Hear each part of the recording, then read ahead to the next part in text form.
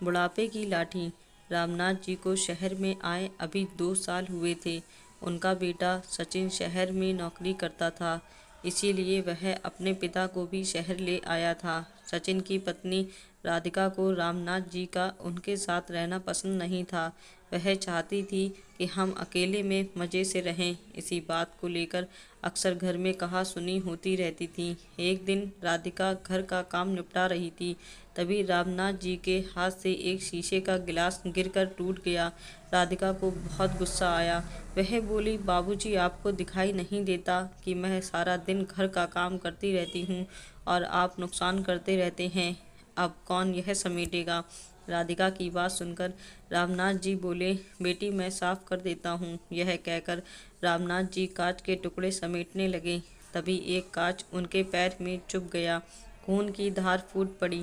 रामनाथ जी ने किसी पैर से निकाला और बहू की आवाज़ दी। राधिका आई और खून देखकर चिल्लाने लगी, ये क्या किया? सारा फर्श गंदा कर दिया। दवा लगाइए, इस पर जाइए अपने कमरे में। मेरा काम और बढ़ा दिया। रामनाथ जी लंगड़ाते हुए अपने कमरे में पहुंच गए।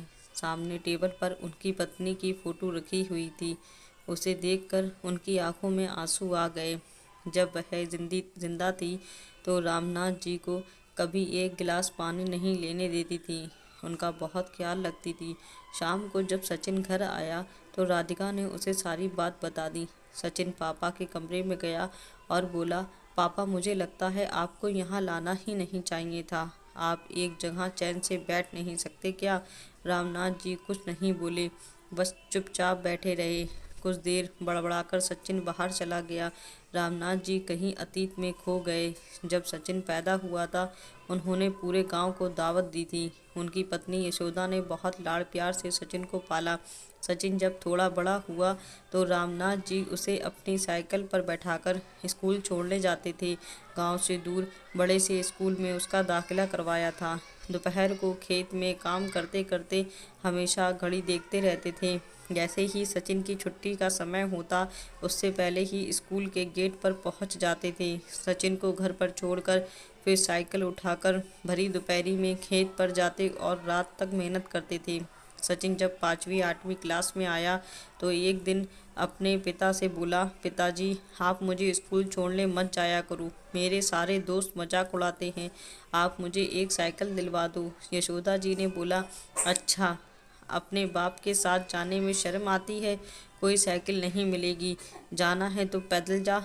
रामनाथ जी ने सचिन की बात को समझकर उसे साइकिल दिलवा दी। धीरे धीरे वह पढ़ लिख गया और शहर जाकर नौकरी करने लगा। रामनाथ जी से अब काम नहीं होता था। सचिन हर महीने कुछ पैसे भेज देता था। एक दिन सचिन गांव आया और उसने बताया कि उसने एक लड़की पसंद कर ली है। वो दोनों शादी करना चाहते हैं, लेकिन वह आप लोगों को शादी में नहीं बुला सकती। शहर की शादी में आप लोग सही नहीं रहोगे। यह सुनकर रामनाथ जी और यशोदा का दिल टूट गया। यशोदा ने तो कुछ ही दिन बाद बिस्तर पकड़ लिया। 2 महीने बाद सचिन राधिका को लेकर गांव आया, लेकिन एक ही दिन रुक कर वापस जाने लगा। रामनाथ जी ने उससे कहा, बेटा, कुछ दिन रुक जा। शायद तेरी माँ की अंतिम घड़ियाँ आने वाली हैं। कुछ दिन तुम लोग साथ रहोगे तो उसे अच्छा लगेगा। सचिन ने कहा, पिताजी, राधिका नहीं रुकेगी। उसे गांव पसंद नहीं आ रहा है।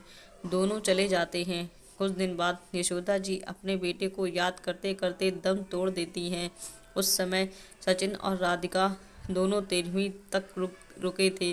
फिर रिश्तेदारों के कहने पर सचिन अपने पिता को शहर ले आया, लेकिन अब दोनों उनसे परेशान हो चुके थे। रामनाथ जी को अब कोई ठिकाना भी नहीं था। गांव का मकान और खेत सचिन ने बेच दिए थे। उसी पैसे से उसने एक फ्लैट खरीदा और किराए के मकान से उसमें आ गया था। एक दिन शाम के समय रामनाथ जी उदास एक पार्क में बेंच पर बैठे थे। उनके जीवन का अब कोई मकसद नहीं था। तभी उन्होंने देखा 3-4 उनकी उम्र के लोग वहीं पार्क में बैठे हंस रहे थे। सभी एक दूसरे से मजाक कर रहे थे। रामनाथ जी को यह देखकर अपने गांव की याद आ गई। गांव की चौपाल पर वे भी गांव वालों के साथ अपने सुख दुख बांटते थे। इसी बीच किसी की आवाज़ से उनका ध्यान भटका। उन्होंने नज़र उठाकर देखा तो उनमें से एक सज्जन उनके सामने खड़े थे। वे रामनाथ जी से बात करने लगे। उन्होंने अपना नाम राजेंद्र बताया।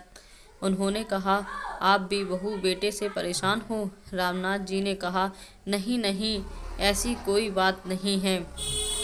यह सुनकर रामनाथ जी हंसने लगे। अरे भाई, हमसे कुछ छिपा नहीं है। हम सब भी अपने घर वालों से परेशान थे, लेकिन आज देखो हम कितने मज़े में हैं। यही पास में एक आश्रम है, वहीं रहते हैं। जो मन में आए वो करते हैं, जहाँ जाना हो जाते हैं। वहाँ बड़े प्यार से नौजवान हमारी सेवा करते हैं। समय पर खाना मिलता है, साथ ही हंसी खुशी का माहौल रहता है। छोड़ो इस उम्र में अपनी बेइज्जती करवाना, आ जाओ हमारे संग। यह सुनकर रामनाथ जी की आंखों में आंसू बहने लगे। राजेंद्र जी ने बाकी सबको भी बुला लिया। फिर वे रामनाथ जी को आश्रम दिखाने ले गए। वहाँ सब खुशी खुशी रह रहे थे। वहाँ उन्हें कुछ लड़के लड़कियाँ मिले जो वहाँ सेवा करते थे। उन्होंने बहुत प्यार से रामनाथ जी की सारी बात सुनी और उनसे कहा, दादाजी आप हमारे आश्रम में आ जाइए। यहाँ हम आपकी इतनी सेवा करेंगे कि आप अपना दर्द भूल जाएंगे। रामनाथ जी के लिए यह सब बिल्कुल अलग था। गांव में तो ऐसा कुछ नहीं था। अगले दिन वे अपना सामान लेकर घर से चल दिए। उन्होंने सचिन और राधिका को कुछ नहीं बताया और आश्रम पहुंच गए। वहां जाते ही उनका स्वागत हुआ। अब वे वहीं रहते हैं। वहाँ उन्हें बहुत आदर सम्मान के साथ नाश्ता, खाना और पैसे भी मिलते हैं। अब वे भी उस ग्रुप का हिस्सा थे जहाँ केवल खुशियाँ बांटी जाती हैं। दोस्तों प्लीज़ हमारे चैनल को सब्सक्राइब करिए, लाइक करिए, शेयर करिए और कमेंट भी करिए। कोई गलती हो तो प्लीज़ हमें बताइए और आप सभी का बहुत बहुत धन्यवाद।